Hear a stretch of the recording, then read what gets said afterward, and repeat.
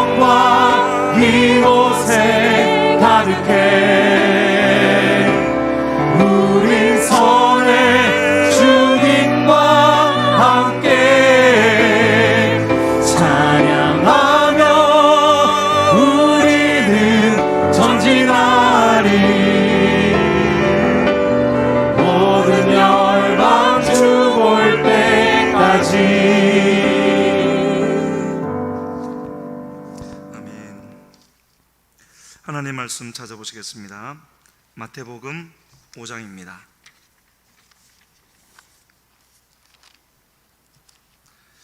마태복음 5장 1절부터 5절까지 함께 읽으시겠습니다. 예수께서 무리를 보시고 산에 올라가 앉으시니 제자들이 나아온지라. 입을 열어 가르쳐 이르시되 심령이 가난한 자는 복이 있나니 천국이 그들의 것이며 애통하는 자는 복이 있나니 그들이 위로를 받을 것이며 온유한 자는 복이 있나니 그들이 땅을 기업으로 받을 것이며. 아멘. 마태복음 5장부터 산상수훈이 시작되어지는데 그 첫 부분에 나와 있는 우리가 팔복이라고 알고 있는 그 중에서도 첫 번째, 두 번째, 세 번째 복에 대해서 읽었습니다. 오늘은 세 번째인 온유한 자는 복이 있나니에 초점을 두고 이렇게 나누려고 하는데요. 여기 산상수훈의 팔복에서 복이라고 할 때 그 복은 일반적으로 우리가 복이라고 하는, 말하자면 모든 것이 하나님이 주시는 것이지만 그런 이 세상의 것, 사업이 잘 된다든지 이런 복이 아니라, 여기서 말하는 복은 하나님이 우리에게 주실 수 있는, 하나님을 믿는 자가 이 땅에서 누릴 수 있고 또 누려야 하는 그런 복의 최고의 복을 가르쳐서 그 중에 8가지를 기록해 놓으신 것이 바로 팔복에 대한 말씀입니다. 그러니까 이것은 우리 자신에게서 우리가 노력을 해서 얻을 수 있는 그런 복이 아니라 외부로부터, 그러니까 하나님만이 주실 수가 있는, 하나님으로만 되어지는 그런 복을 말하고 있습니다. 근데 우리 이제 구원받은 자들 받고 하나님의 은혜를 받는 사람들의 뭐라 그래야 될까요?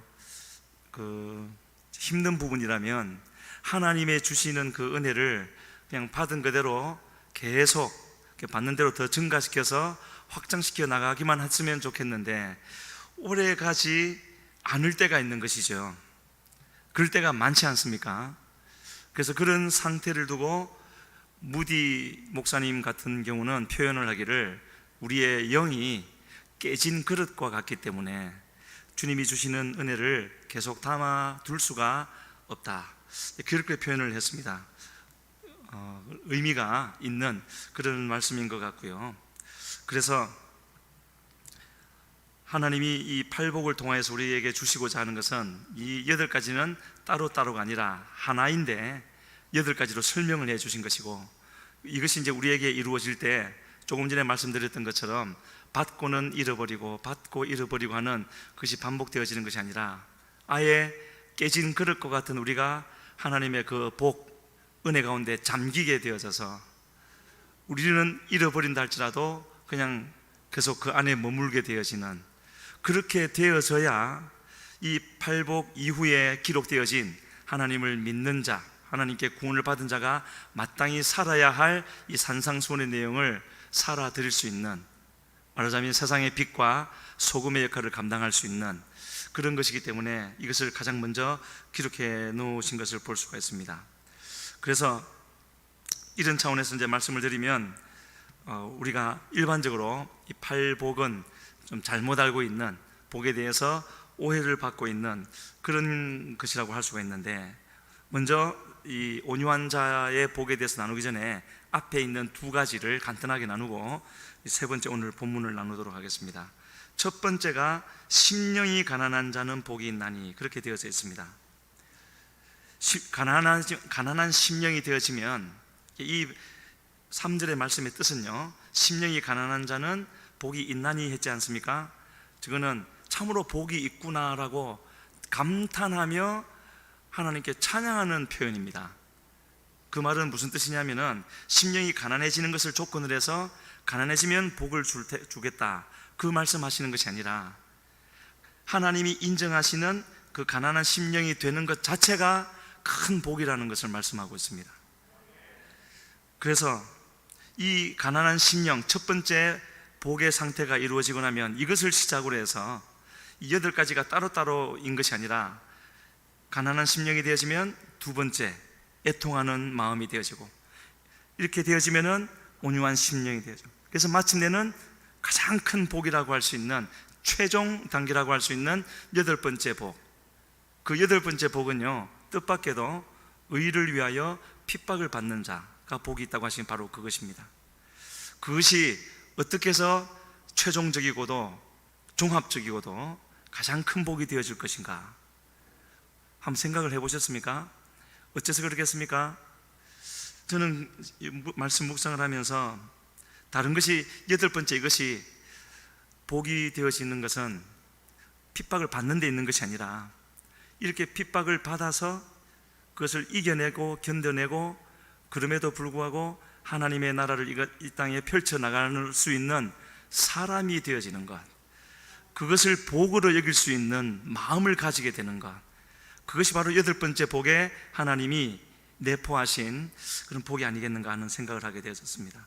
그래서 심령이 가난하다고 할 때 그 가난은 상대적인 가난이 아니고요, 말하자면 나도 꽤 살만한데 저 사람이 나보다 더 부자니까 가난한 것 같은, 나는 없는 것 같은 그런 가난을 말하는 것이 아니고, 여기서 말하는 가난은 그야말로 누군가의, 나 말고 외부로부터의 도움이 당장 주어지지 아니하면 그야말로 절망인, 죽을 수밖에 없는 바로 그것을 느끼는 가난을 말하고 있습니다. 절대적 가난인 것이죠. 이거를 우리 신앙적으로 이제 표현을 한다면은요, 아니 심령이 가난하지 않은 것을 역으로 표현을 한다면은요, 이런 것이 될 것 같습니다. 하나님을 하나님으로 아직 알지 못하는, 그래서 내가 죄인인 것, 죄인 중에서도 어떤 죄인이겠습니까? 우리는 이런 걸 우리라고 표현하면 안 되죠.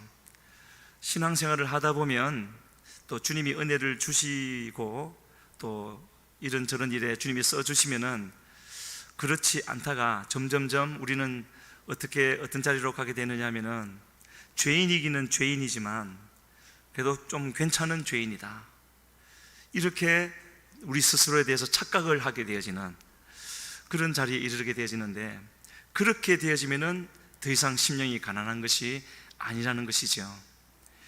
그렇게 되어졌었던 적이 있었는데 지금 우리의 심령은 어떻습니까?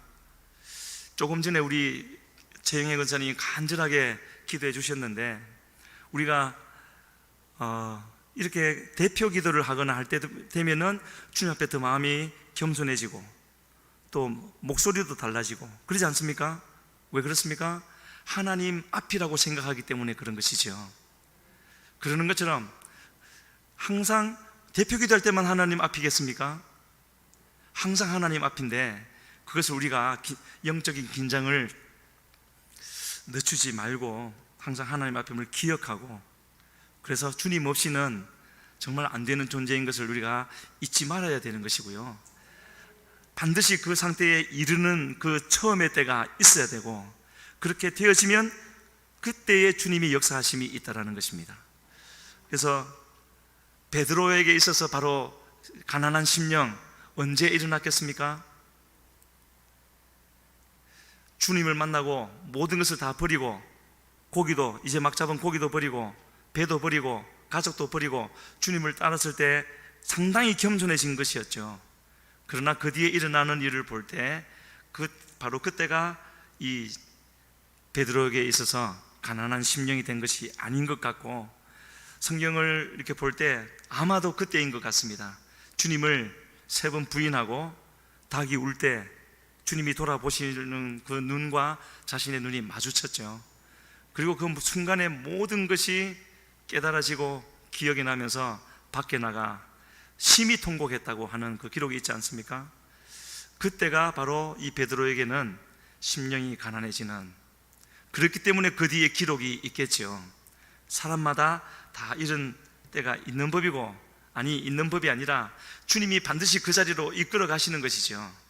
없어서는 안 되기 때문에, 바로 말하자면 우리 인생에, 내 삶에 있어서 가장 밑바닥에 내려갈 때, 가장 밑바닥이라는 표현이 맞겠습니까? 사실은 항상 그 자리에 있어야 되는데 우리가 잊지 못하는 게 문제인 것이죠. 그래서 표현하건대 가장 밑바닥에 내려가 있을 때 비로소 하나님의 역사도 새롭게 시작되어지는 것이고, 우리에게도 이제 변화가 있다 하는 것을 말씀하는 것이 첫 번째 복이고, 두 번째, 애통하는 자는 복이 있나니 그들이 위로를 받을 것이라고요. 여기서 말하는 애통도 그냥 어떤 슬픈 일이 있어서 슬퍼하는 그 정도가 아니라 그 정도에 있어서 이 땅에서 우리가 겪을 수 있는 가장 큰, 가장 깊은 그런 슬픔을 말할 때 쓰는 단어를 여기에 썼습니다. 원어에서요. 그래서 흔히 우리가 하는 말 있지 않습니까? 부흥회나 꼭 부흥회가 아니더라도 그 사람이 주인공이 되어져서 하나님 앞에 몸부림치는 때가 있죠. 우리에게도 그런 일이 또 일어났으면 얼마나 좋겠습니까? 눈물, 콧물이 범벅이 되어져서 그냥 주변 사람들, 평소 같으면은 사회적 지위와 체면 때문에 이렇게 하다가도 그때는 스스로 어떻게 주체할 수 없어서 하나님 앞에 통곡하며 기도하게 되어지는, 말하자면 그런 상태라고 할 수 있는데, 이것은 그냥 어떻게 주어지는 것이 아니라 반드시 가장 낮은 심령이 되어졌을 때, 그래서 말하자면 다 비워졌을 때, 아무것도 감추지도 않고 감추려고 하지도 않고 그저 주님 앞에 감추어봐야 소용도 없으니까요, 그렇게 다 비우고 낮아졌을 때 바로 그 심령 위에 성령이 임하셔서 채워주시면은 이런 애통함이 일어나는 것이지요. 그래서 이와 같은 성령이 임하심으로 인하여서 애통하는 자에게 한참을 눈물을 쏟고 회개를 하는 가운데, 말하자면 그 속에 하나님의 큰 은혜가 있어서 우리의 심령이 깨끗해지는 것이고요, 시원함을 느끼게 되고 새로운 창조의 역사가 있게 되어져서 이전과는 다른 상태가 되어지는 그런 고백 우리가 많이 들었지 않습니까?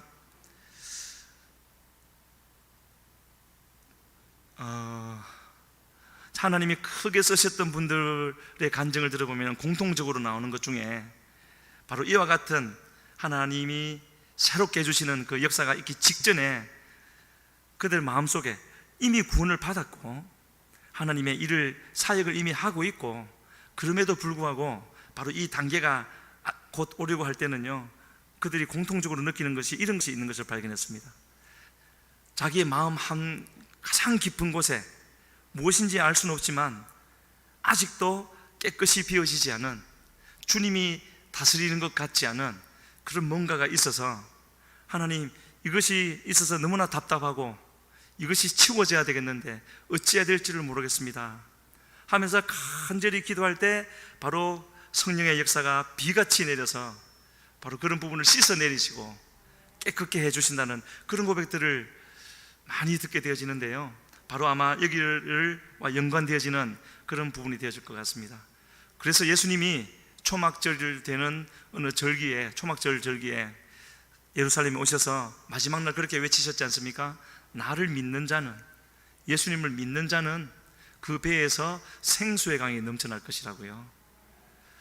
이 모든 것이 아마 연결되어져서 가는 내용일 것 같고, 그래서 우리가 우리의 심령이 주님 앞에, 주님께서 원하시는 대로 가난해지면, 그래서 내려갈 만큼 내려가면 이와 같은 그 위에 성령이 임하심으로 애통하는 자는 복이 있나니 하는 그 자리에 이르게 된다는 것 말씀을 하고 있는데요, 그렇기 때문에 이렇게 하나님이 복이라고 말씀하시는 것이기 때문에 우리가 가난한 심령을 갖는 것, 애통하는 마음을 갖는 것, 이거는 우리에게 항상 있어야 될 것이라는 것을 알 수가 있는데, 그런 은혜가 우리 모두에게 날마다 주어지기를 주님 앞에 간절히 소원합니다. 그래서 그 정도만 나누고요, 그렇게 되어진 심령이 가난해지기도 하고 성령이 임하셔서 애통하는 마음도 갖게 되어졌을 때, 그 다음으로 이 사람이 누리는, 나타낼 수 있는 하나님의 모습을 5절에서는 뭐라고 표현했습니까? 온유한 자는 복이 있나니. 땅을 기업으로 받는다는 말은 나중에 따로 나누겠습니다. 온유한 자가 복이 있는데, 번역을 하다 보니까 우리말로 온유가 되어졌는데요, 여기 성경이 말하는 온유라는 것은 우리말, 순수 우리말 온유가 갖는 그런 이미지가 아닌 것이죠. 계속 설명을 드리겠지만 이 온유라는 말은 두 가지 측면을 가지고 있는 단어입니다. 첫 번째로 하나님 앞에서의 우리의 모습, 그리고 다른 사람들을 대할 때의 우리의 모습, 이 두 가지를 합해 놓은 것이 온유라는 것인데, 팔복이라는 것은요, 그러니까 이 온유가 더 그런 면이 있겠죠. 온유라고 하니까 어떤 사람의 성품, 태어날 때부터 가지고 있는 어떤 천성, 이런 것을 말하는 것처럼 들리지만 결단코 그런 타고난 그런 것이 아니라, 우리 육신에 속해 있는 그런 것이 아니라 전적으로 하나님이 새롭게 주시는 것이죠. 리모델링 하는 것이 아니라 재건축하는 것이라고요. 싹 밀어버리고 새롭게 세워주시는 것. 그래서 그렇게 새롭게 주어진 이 새 성품을 통하여서 하나님의 나라가 이 땅에 세워지고 확장되어가는, 마태복음 13장에 나오는 비유를 빌리자면 가루 서말 속에 넣은 누룩이 가루 서말 전체를 다 부풀리는 것과 같은 그런 것이라고 할 수가 있는데, 그렇다면 성경에서 사람들 중에 가장 온유하다고, 예수님도 나는 마음이 온유하고 겸손하다고 하셨죠. 예수님이니까 따로 두고, 사람 중에서 가장 겸손이 아니라 온유하다고 하나님이 인정한 사람이 어디에 나옵니까? 모세인 것을 우리가 알 수 있죠. 민수기 12장은 아론과 미디암이 모세를 거역을 했던 바로 그 장면인데, 거기서 나오는 말입니다. 뭐라고 되어져 있습니까? 이 사람 모세는 온유함이 지면의 모든 사람보다 승하더라. 지면의 모든 사람보다 승하다고 했는데, 여기서 그러면 모세를 두고 온유하다고 하는 것, 사실 모세는 물론 시간이 많이 지나긴 했지만 40년 전에 자기가 불리해지고 위기에 처하자 사람을 때려 죽이는 그런 성격의 소유자였지 않습니까? 결코 타고난 성격이 온유한 사람은 아닌 것이었습니다. 그럼에도 불구하고 하나님은 지면의 모든 사람보다 온유함이 승하다고 하신, 무엇을 보셨길래 그렇게 말씀하실까? 민수기 12장 3절에 저렇게 나와 있습니다. 그래서 온유라고 쓴 이 단어는요, 이런 뜻입니다. 들어보시면은 그 우리말 온유의 이미지와 많이 다르다는 것을 느끼실 텐데요, 생기와 활력이 넘치는, 뭐를 생각하시면 좋으냐면은 아주 잘 자란 야생마, 빨리 달리기도 하고 힘도 좋고 멀리도 가고 하는 야생마 있죠? 그런 야생마와 같이 생기와 활력이 넘치는데, 이 야생마는 문제는 사람이 아무도 탈 수 없다는 것 아니겠습니까? 그런 야생마와 같은 생기와 활력이 우리 속에 있는데, 그것을 통제할 수 있게 되었다는 것이 바로 온유함을 의미합니다.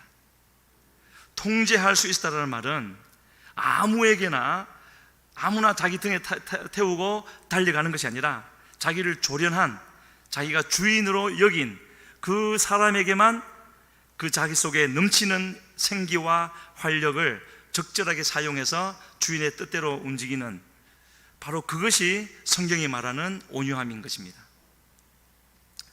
그래서 그 온유함을 조금 전에 하나님은 모세가 가장 온유한 사람이라고 했는데, 예수님도 나는 마음이 온유하고 겸손하다고 했는데, 그러면 예수님은 어떤 면이 그렇게 온유한 것이었을까? 성경을 놓고 볼 때요, 특히 복음서를 놓고 볼 때, 물론 때로는 어린 아이들이 다가오는 것을 사람들이 쫓으니까 쫓지 말라고 그 아이들을 가까이 하고 사랑해 주시고, 또 나사로가 죽으니까 가서 그 앞에서 눈물을 흘리기도 하시고, 이런 그야말로 따뜻한 마음을 보여주시기도 했지만, 어떤 주님의 모습도 우리에게 보여주셨습니까? 죄인들이 나올 때는 무섭게 책망하셨죠. 독사의 자식들아 라고도 하셨고, 또 요한복음 8장에 가면은 예수님의 말씀을 듣고 있는 유대인들에게 너희 아비는 마귀라, 그런 말씀도 하셨죠. 성전에서는 2번이나 성전을 뒤집어 엎으시고 채찍으로 사람들을 치기도 하시고요. 바로 이런 정반대의 두 가지 모습을 묶어서 예수님의 온유함이라고 표현하는 것이죠. 아까도 말씀드리기를 두 가지 측면이 있다고 그랬습니다. 하나님을 대한 것, 사람을 대한 것. 우리로 친다면은 우리도 하나님에 대해서, 또 다른 사람에 대해서, 아까 예를 들었던 그 말로 친다면은 자기 주인에 대해서, 주인 아닌 다른 사람들에 대해서 전혀 다른 태도를 보여야 되는 것이죠. 그것을 두고 바로 지금 우리가 나누는 온유라고 말을 하고 있는데, 다시 모세로 돌아가서요, 모세는 어떠하였길래 하나님이 가장 온유한 사람이라고 하셨을까? 민수기 12장 그 사건 있기 전에 시내산에서 어떤 사건이 있었습니다. 그것을 하나님이 보셨고 그렇게 말씀하시는 것이죠. 시기적으로 얼마 떨어지지 않은 때였으니까요. 그래서 이 모세를 이렇게 묵상해 봤을 때예요, 아까 민수기 12장 3절에 이어서 보면은 모세를 이렇게 하나님이 설명하십니다. 너희 중에 선지자가 있으면 그 선지자에게는 내가 환상으로 말을 하거나 꿈으로 보여주거나 하는데, 그런데 모세는 그렇지 않다라는 겁니다. 그렇지 않은 이유를 저기 나와 있네요. 7절 끝에는 내 온 집에 충성하는 자라고 하시면서 어떻게 다르다고 말씀하시느냐 하면은, 내가, 하나님이 모세와는 대면하여 명백히 말을 하고, 그리고는요, 그는 여호와의 형상을 보건을 그렇게 말을 했죠.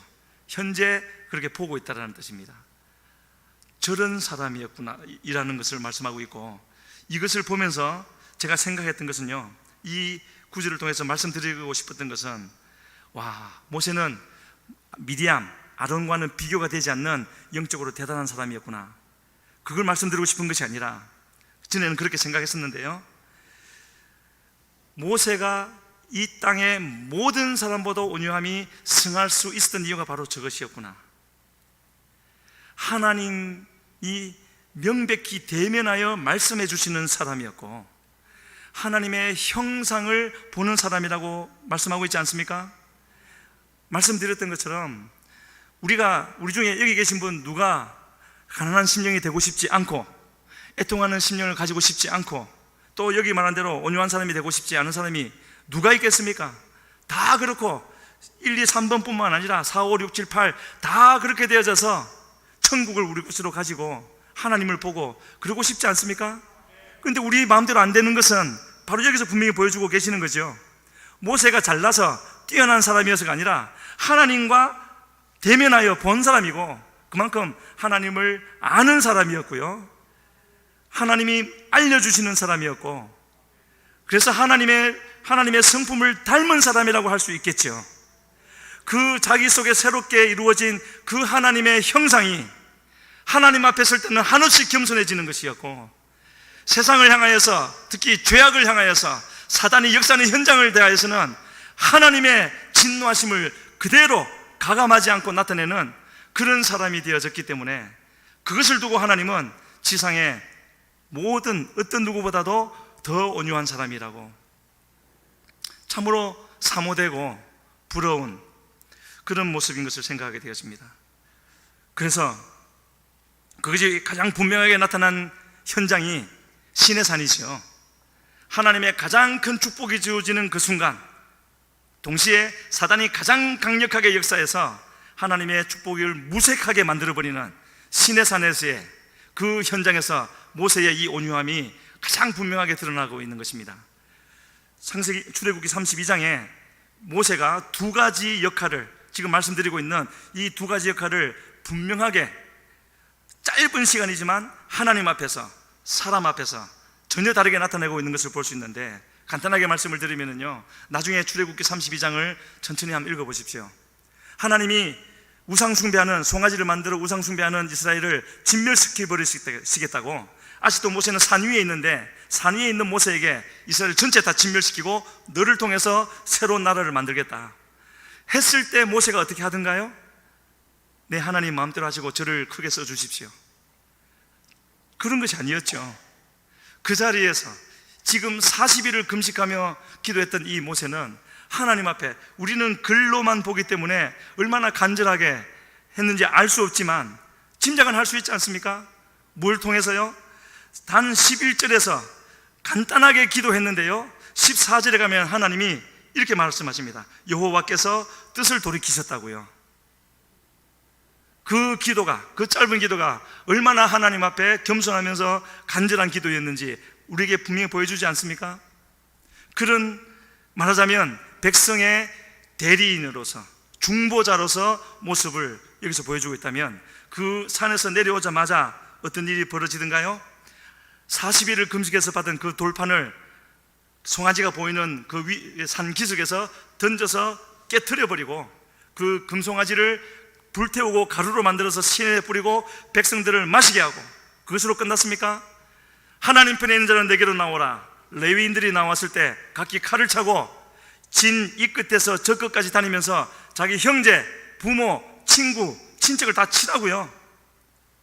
그래서 3,000명 가량이 죽게 되어졌죠. 하나님의 진노를 조금도 빼지 아니하고 그대로 쏟아부어서 하나님이 얼마나 진노하시는가를 그대로 보여주는 하나님의 대리자로서의 모습. 이것을 두고 모세가 온유한 것이다 라는 구절은 없지만 이것이 아니겠는가? 그럼 어떻게 그렇게 될 수 있겠습니까? 이미 봤던 대로 아까는 민수기 12장이지만 거기에 가기 전에 모세가 이렇게 될 수 있었던 것은 그동안에 출애굽기 3장에서 떨기나무 앞에서 주님을 만나고, 애굽에 갔을 때는 하나님이 말씀하신 그대로 10번이나 기적이 진행되어지고 출애굽하고, 그리고 시내산에 이르기 전까지도 홍해가 갈라지고 반석에서 물이 나고 만나와 메추라기가 내리고 쓴물이 단물로 바뀌고 시내산에 이르러서도 하나님이 놀라운 일들을 이루어 주셨지 않습니까? 그런 하나님을 체험하면서 어떻게 이전과 똑같은 사람이 되겠습니까? 같을 수가 없는 것이죠. 하나님은 우리 모두에게도, 이 자리에 있는 우리 모두에게도 얼마든지 은혜를 베풀어 주시려고 예비하시고 와서 먹고 많이 마시라고 하는데 우리가 거부하는 것이죠. 세상 것을 취하느라고요. 그래서 첫 번째부터 세 번째 복까지를 우리가 생각한다면 가난한 심령이 된다는 것은 죽을 수밖에 없는 죄인인 것을 분명히 깨달아 아는 그런 복이라고 할 수가 있겠고, 애통한다는 것은 하나님으로부터 멀어지면은 절대로 되지 않는다는 것. 나 스스로도 그렇고 다른 사람을 보아서도 하나님과 멀어져서는 안 돼. 멀어진 것을 보면은 그것이 가장 슬픈 일이기 때문에 슬퍼하게 되는 것, 그것이 애통이라는 것을 알 수가 있고요. 이 온유함은 그런 낮아짐과 애통함으로 인하여 하나님이 부어주시는 은혜로 말미암아 다시 우리의 영이 회복되어져서 하나님께만 충성하게 되어지는, 세상은 두려워하지 않게 되어지는, 죄에 대해서는 단호하게 대처하게 되는 바로 그런 온유한 자리에 이르게 되어지는, 이것이 오늘 본문에 기록되어진 첫 번째, 두 번째, 세 번째 복이라는 것을 알 수가 있습니다. 이렇게 온유하게 된 자들이 담대하게 되어지는 근거가 있다면 이제는 우리가 이제 알 수가 있는 거죠. 이렇게 온유하게 된 자는 하나님께는 한없이 겸손하지만, 그래서 하나님의 말씀이 있기까지 조금도 움직이지 않는 충성된 진돗개처럼 그렇게 하나님의 뜻을 기다리지만, 하나님의 명령이 떨어지면 무섭게 나가서, 그런 말도 있지 않습니까? 진돗개 여러 마리가 있으면 호랑이도 이긴다고요. 주인의 뜻이 있을 때. 그래서 이렇게 온유하게 된 자들이 담대함을 갖는 근거는 다른 데 있는 것이 아니라 하나님의 부르심에 대해서 우리에게 말씀해 주시는 고린도전서 1장의 말씀을 보면요, 이렇게 표현합니다. 하나님이 부르신 우리를 두고 미련한 것들, 약한 것들, 천한 것들, 멸시받는 것들, 없는 것들이라고요. 여기에 동의되십니까? 나는 그렇지 않다라고 하면은 이제 조금 더 갈 길이 있는 거죠. 이거는 저 사람하고 나하고에 비교해서 미련하고 약하고 없고 그런 것이 아닌 것입니다. 하나님 앞에서 우리의 모습이 그래야 되는 것이고, 그러한데 그것을 누가 깨닫고 있느냐 하는 것을 말씀하시는 것이고요. 하지만 그러한 미련한 것들, 약한 것들, 없는 것들, 천한 것들이지만, 그러나 이렇게 담대할 수 있는 근거는요, 나의 모든 것을 아시고 내 삶의 모든 것을 통제하고 계시고 모든 것을 주님의 강력한 손으로 붙들고 계신 그 주님이 나와 함께 하신다는 것을 알고 있기 때문에 담대할 수 있는 거죠. 내가 더 강해지거나 내가 더 귀해지거나 내가 이렇게 높여지거나, 물론 하나님은 우리를 높여주시기도 하고, 지금 그걸 말씀드리는 것이 아니라 내가 어떻게 되어져서가 아니라 하나님을 인하여서, 나와 함께 하시는 그 하나님을 인하여서, 그 하나님이 나와 함께 하시다면 나는 계속해서 이 낮은 자리에 머물러 있을 수 있습니다. 이런 담대함인 것이죠. 그래서 주님은 나는 온유하고 겸손하다고 할 때 그런 말을 덧붙이시지 않습니까? 주님의 멍에는 쉽고 주님의 짐은 가볍다고요. 어떻게 멍에가 쉽고 짐이 가벼울 수가 있습니까?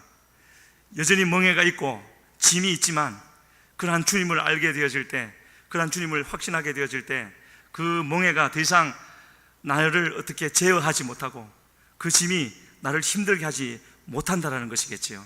기꺼이 그 멍에를 질 수 있고 지고자 하고 또 기꺼이 그 짐을 지고 갈 수 있게 된다라는 것, 그것을 우리에게 말씀해 주고 있습니다.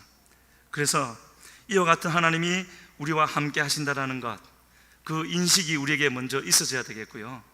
그 주님이 내 옆에 계시면서 이걸 좀 안 잊었으면 좋겠습니다. 주님이 내 곁에 계셔서 우리의 모든 것과 함께 하시고 우리의 입으로 나오는 모든 말과 우리의 속을 하는 생각과 하는 모든 것을 다 지켜보고 계신다는 것, 그 믿음만 놓치지 않아도 우리가 많이 달라지지 않겠습니까? 하나님이 함께 하심이 실제인 것을 우리가 느끼게 될 때 이런 변화가 분명히 오리라고 생각합니다. 모세도 그렇겠죠. 80세 때 가졌던 그 온유함을 40세 때 가졌더라면 어떻겠습니까? 물론 그렇게 됐더라면 애굽 사람을 때려 죽이는 일도 없었겠지만, 그런 일이 있었더라도 모래로 파묻고 도망치는 것이 아니라 혹 그런 잘못을 저질렀더라도 정면 돌파를 하겠죠. 하나님이 함께 하시기 때문에. 그래서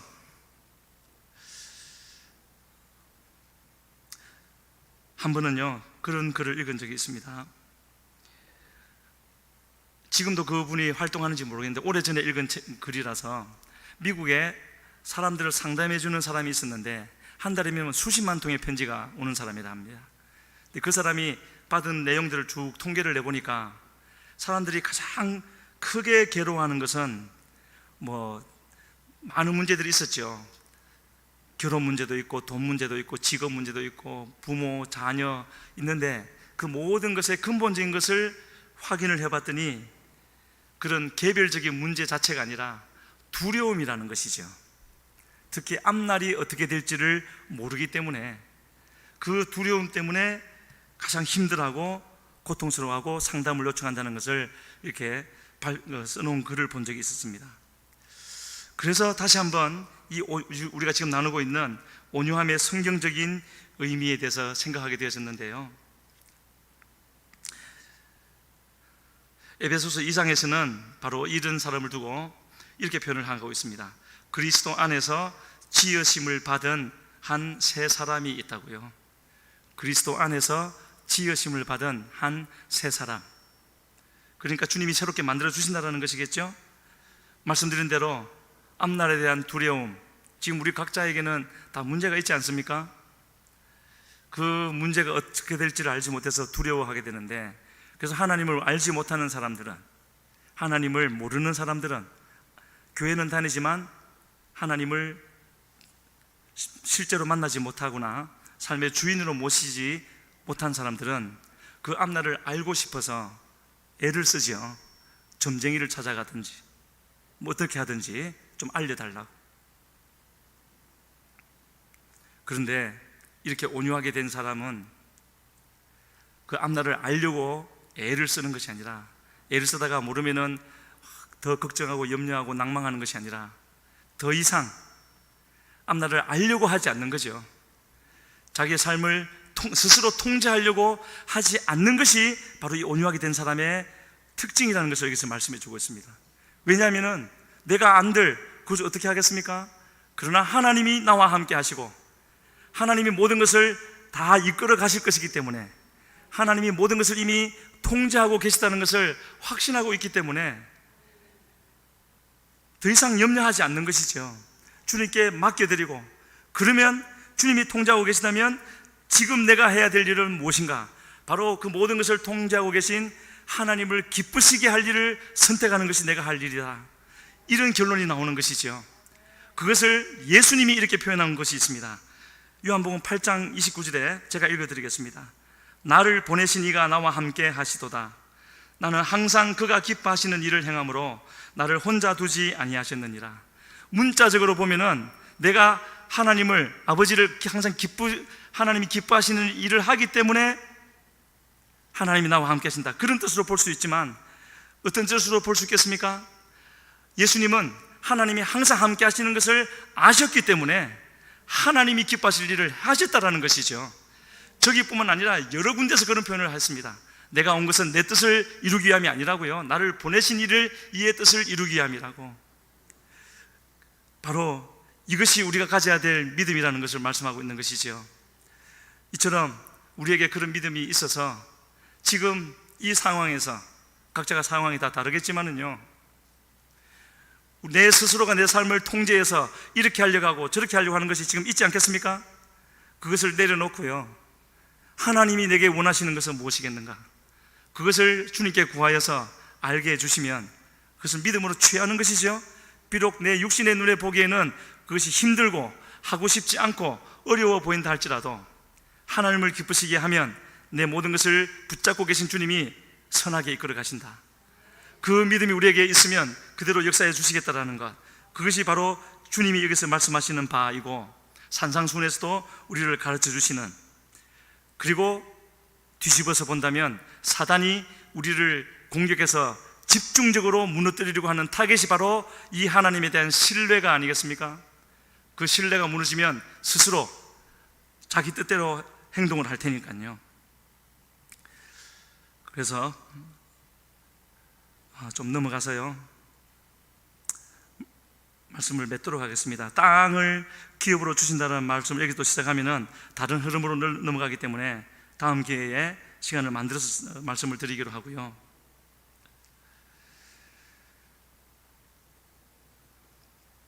그렇다면 이렇게 말씀하시는 하나님이 우리 하나님이시고 우리는 그 하나님을 믿고 있고 그리고 그 하나님을 모시고 살아가야 되는 우리인데, 그렇다면 우리가 지금 구해야 될 것은 무엇이겠습니까? 지금까지 우리가 나누었던 대로 하나님 앞에, 하나님, 내 심령이 가난해지게 해 주시옵소서.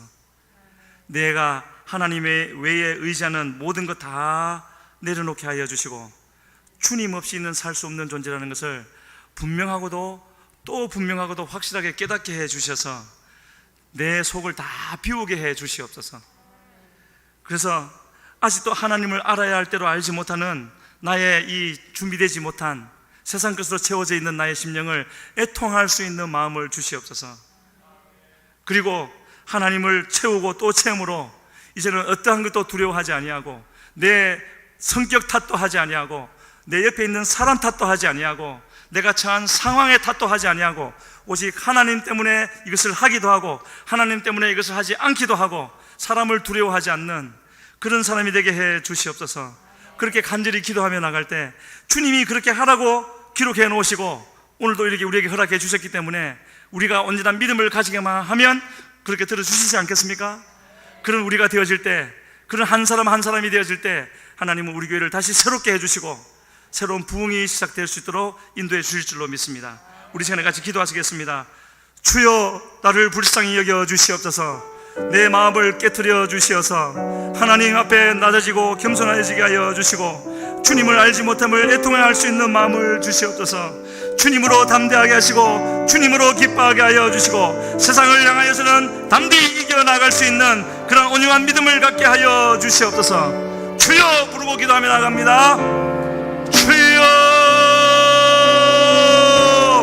하나님,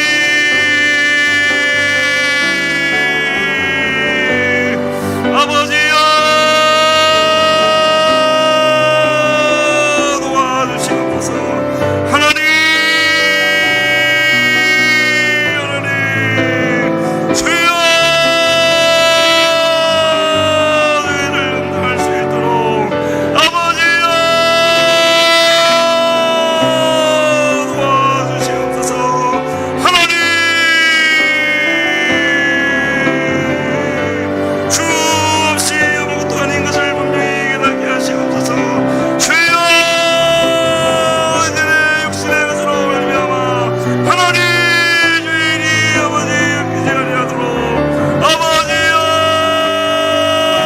이들의 헤어지고 얻어지고 하나님이 주시는 것으로 되어질 수 있게 하여 주시옵소서. 아버지여,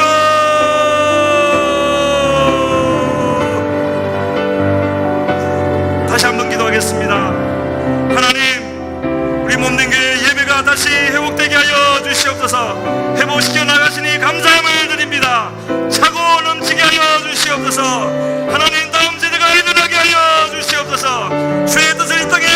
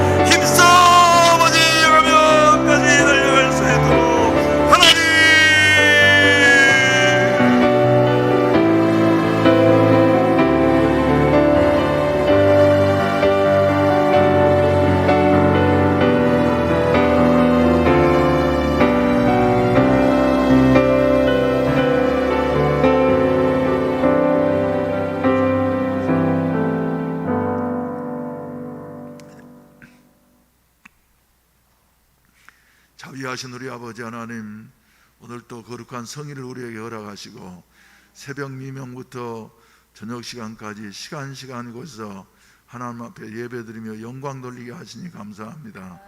주여, 코로나가 더욱더 창궐해짐으로 말미암아서 수도권 지역에는 예배 여러 가지 장애를 받게 되어지는데, 우리는 그래도 주여 평안하게 이렇게 예배 드릴 수 있다고 하는 것이 하나님의 특혜요 축복인 줄로 믿습니다. 예배에 참석한 120여 명의 우리 성도들 한 분 한 분 위에 은혜를 주시옵시고, 돌아가는 발걸음마다 주님 동행해 주시어서 예수님의 성품을 닮아서 주여 산상수훈을 닮은 실천하는 아름다운 성도들이 될 수 있도록 도와주시옵소서. 우리 삶의 모범이 되시는 예수 그리스도께서 우리에게 말씀하신 그 말씀대로 살아갈 수 있는 새 힘을 주시옵소서. 우리의 힘으로는, 우리의 결심으로는 이루어질 수가 없사오니 주여, 우리는 연약합니다. 우리는 부족합니다.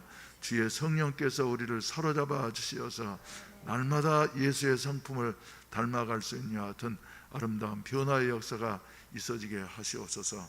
시간에도 주님의 은혜에 감사해서 이 어려운 불경기 때에도 하나님 앞에 11조금을 드리고 감사한금을 드리고 또 여러 가지 작정응금을 드린 손길들이 있사오니 주님께서 기억하시고, 또 주여 어려운 이웃을 돕는 여와 같은 주여 복지 작정응금을 드린 손길도 우리 하나님께서 기억하시고 축복해 주시옵시고, 이렇게 어려울 때에 하나님께서 더욱더 기적적인 역사로 도와주심으로 말미암아 하나님의 놀라우신 역사들이 일어날 수 있게 하여 주시옵소서. 시간마다 하나님 앞에 기도하는 성도들의 수가 더 많아질 수 있게 하여 주시옵시고, 특별히 주여 다음